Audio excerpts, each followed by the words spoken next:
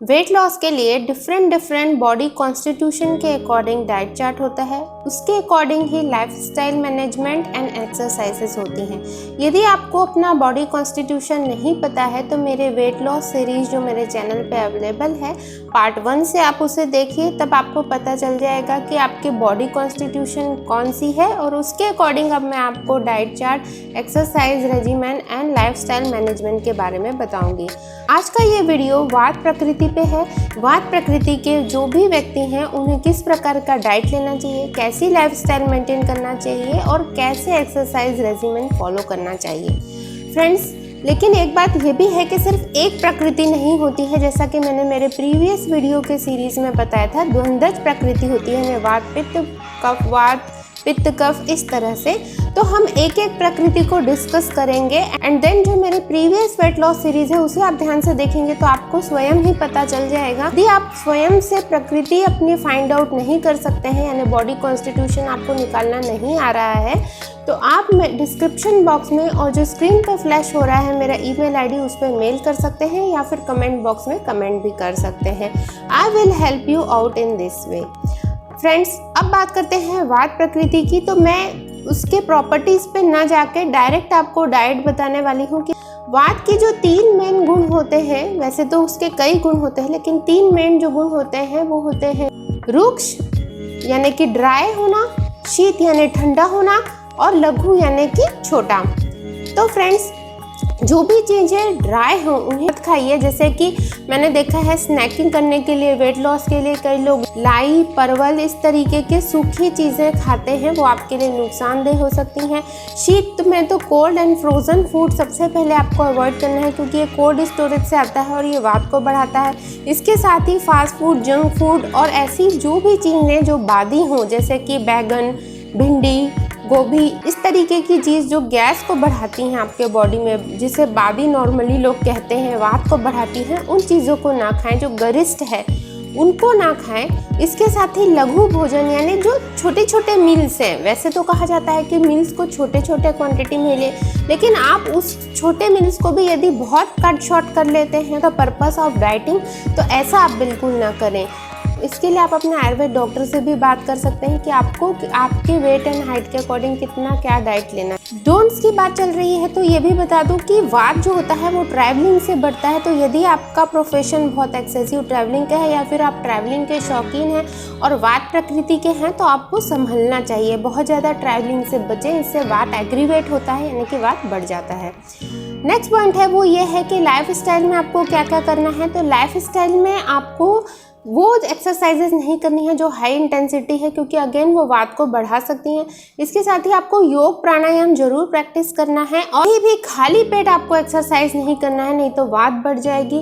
Fasting आप बिल्कुल ना करें। इंटरमिटेंट फास्टिंग और फास्टिंग बहुत ही ज़्यादा चलन में है, इसे आप बिल्कुल फॉलो ना करें जिनका भी बेसिक कॉन्स्टिट्यूशन बॉडी का वात टाइप का है। आज हम इस वीडियो में डाइट के बारे में भी बात करेंगे। मैं आपको अर्ली मॉर्निंग टू आपके डिनर टाइम तक आपको वात प्रकृति में क्या क्या खाना चाहिए वो मैं आपको बताने जा रही हूँ। So keep watching till the end. Friends, वात प्रकृति जो होती है बहुत ज़्यादा प्रोन होती है डिसीजेस के और लगभग 80 टाइप्स ऑफ डिसीजेस वात के कारण होते हैं। और जितने भी एजिंग रिलेटेड डिसऑर्डर हैं जिसमें कि बोन्स, जॉइंट्स का इन्वॉल्वमेंट है, साथ ही डार्क कॉम्प्लेक्शन, आपके ब्रिटल हेयर्स, पतले हेयर्स, स्किन का ड्राई होना, ये सभी जो चीज़ें हैं ये वात प्रकृति की होती हैं। तो अब आपको अगर वात प्रकृति के हैं तो वेट लॉस करने में आपको क्या क्या तकलीफें आती हैं ये आप समझ गए होंगे कि अगर आप वात प्रकृति के हैं तो आपका वेट गेन भी जल्दी हो जाता होगा और वेट लूज भी जल्दी हो जाता होगा। तो फ्रेंड्स, आपको क्या ध्यान में रखना है कि अर्ली मॉर्निंग जो आप रूटीन स्टार्ट करें आफ्टर आपके वेकिंग अप, सुबह उठने के बाद, तो चाय कॉफ़ी से ना करके यानी कैफीन का सेवन ना करके आप नट्स एंड सीड्स का सेवन करिए। ऐसा क्यों? क्योंकि इसमें स्नेह होता है और जो वात का रुक्ष गुण होता है उसके लिए ये स्नेह बहुत ही ज़्यादा इम्पॉर्टेंट है। तो आपको ऐसा करना है, या फिर आप थोड़ा सा घी का सेवन यदि कर सकते हैं तो 1 चम्मच आप गाय के घी का सेवन करिए और उसके साथ ही आपको आधा गिलास गुनगुना पानी पीना है। यदि आप खाली घी का सेवन करेंगे तो फ्रेंड्स बहुत सारे लोगों को गले खराब होने की शिकायत होती है।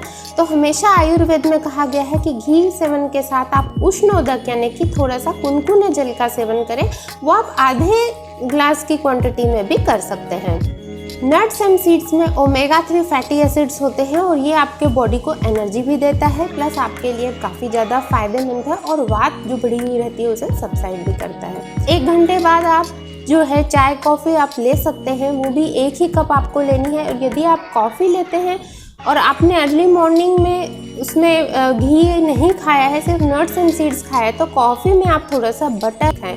फ्रेंड्स यकीन मानिए ये जो चीज़ें मैं आपको बता रही हूँ, जिसमें मैं फ़ैट ऐड करने के लिए बता रही हूँ, ये वेट लॉस के पर्पज़ से भी बहुत इंपॉर्टेंट है कि जब आप फैटी फूड आइटम्स का सेवन करते हैं तो वो आपके मेटाबॉलिज्म को अच्छा करता है, आपके हार्मोन्स को अच्छा करता है। इसके साथ ही क्योंकि फैट को डाइजेस्ट होने में टाइम लगता है, प्रोटीन को डाइजेस्ट होने में टाइम लगता है, तो जो अर्ली मॉर्निंग से जो रूटीन होता है उसमें फ़ैट और प्रोटीन कंटेंट यदि हम ज़्यादा रखें तो फिर उसका डाइजेशन स्लो होता है और आपको भूख ऑटोमेटिक कम लगेगी। अगर आप कंफ्यूज हो रहे हैं कि मैं आपको इतना फैट खाने बोल रही हूँ, तो यकीन मानिए ये आपके ही बेनिफिट के लिए है। तो यदि आप ब्लैक टी लेते हैं तो उसमें हनी ऐड कर लीजिए, कॉफ़ी लेते हैं तो उसमें थोड़ा सा बटर ऐड कर सकते हैं।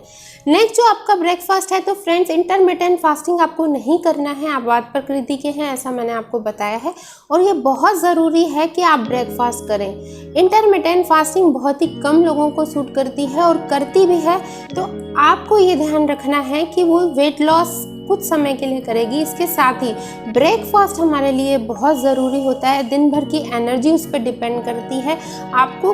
आपके लाइफ का मेन पर्पस सिर्फ वेट लॉस नहीं होता, बहुत सारी जिम्मेदारियां होती हैं, वर्क प्लेस की होती हैं, फैमिली की होती हैं, तो ब्रेकफास्ट इज़ अ मस्ट। उसमें भी आपको जो है गर्म चीज़ों का सेवन करना है, क्योंकि वात का गुण शीत होता है तो उसको सबसाइड करती है गर्म चीज़ें। गर्म चीज़ें से मेरा तात्पर्य है freshly cooked and light food, जैसे आप दूध दलिया ले सकते हैं, आप दूध ओट्स ले सकते हैं, आप एग, अगर आप एग खाते हैं आप एग ले सकते हैं, या फिर अगर यदि आप नॉनवेज खाते हैं तो आप कुछ प्रोटीन युक्त नॉनवेज थोड़ा सा ले सकते हैं। याद रखिएगा ज़्यादा नहीं लेना है, एक प्रॉपर क्वांटिटी जो ब्रेकफास्ट की होती है वैसा ही लेना है। बेसिकली अगर मैं आपको बोलूँ तो आपका जो ब्रेकफास्ट होता है वो न्यूट्रिशियस के साथ साथ आपको एनर्जी गिविंग होना चाहिए, क्योंकि फ्रेंड्स हमारा दिन जो होता है वो ब्रेकफास्ट के साथ ही स्टार्ट होता है, चाहे ऑफिस लाइफ हो, चाहे आप घर पे काम कर रहे हो, चाहे आप हाउसवाइफ हो। तो आप यदि ब्रेकफास्ट सही से नहीं करेंगे तो आप चिड़चिड़े हो जाएंगे और ऐसा बिल्कुल नहीं करिए, क्योंकि वात बढ़ जाएगी बॉडी में। तो ये वात प्रकृति के लोग हैं, मेरा उनको यही सजेशन है कि वो फास्टिंग भी ना करें, और अगर फास्टिंग करते हैं तो आपको ये दिमाग में रखना है कि आपको ऐसी चीज़ों का सेवन करते रहना है कि आप एम्प्टी स्टमक कभी ना रहें और आपकी वात जो है वो बढ़े ना, यानी एग्रीवेट ना हो। एक्सरसाइज करते हैं तो प्री वर्कआउट मील आपके लिए बहुत ज़्यादा लेना कंपलसरी है। इसके लिए आप मेरे चैनल पे मेरे वीडियोस को वॉच करिए। Pre and post workout meal में आप क्या ले सकते हैं वो ले लीजिए। एंड देन कम्स कि आप ब्रेकफास्ट में क्या लेते हैं, पोहा, उपमा, ये सभी भी चीज़ें आप ब्रेकफास्ट में ले सकते हैं। नमकीन दलिया भी आप ले सकते हैं। इसके साथ ही फ्रेंड्स यदि आप ब्रेड खाने के शौकीन हैं तो आटा ब्रेड में आप पीनट बटर लगा कर ले सकते हैं, या फिर सिंपल बटर या घी लगा के भी उसका सेवन आप कर सकते हैं। मल्टीग्रेन ब्रेड का भी आप सेवन कर सकते हैं। देन कम्स आपका मिड डे मील, जो कि लंच के पहले होता है। इसमें आप कोई फ्रूट का सेवन करिए फ्रेंड्स। खाली पेट जो वात प्रकृति वाले हैं फ्रूट का सेवन ना करें, और यदि करना भी चाहते हैं एप्पल और बनाना या पपैया ही सेवन करें। खट्टे फलों का सेवन करने से बचें। देन कम्स कि आपका लंच कैसा होना चाहिए, तो फ्रेंड्स लंच जो है वो न्यूट्रिशियस होना चाहिए। इसके साथ ही वो सब्जियां आपको नहीं लेनी है लंच में जो कि बादी होती हैं, जैसे बैगन, भिंडी, गोभी, इस तरह की।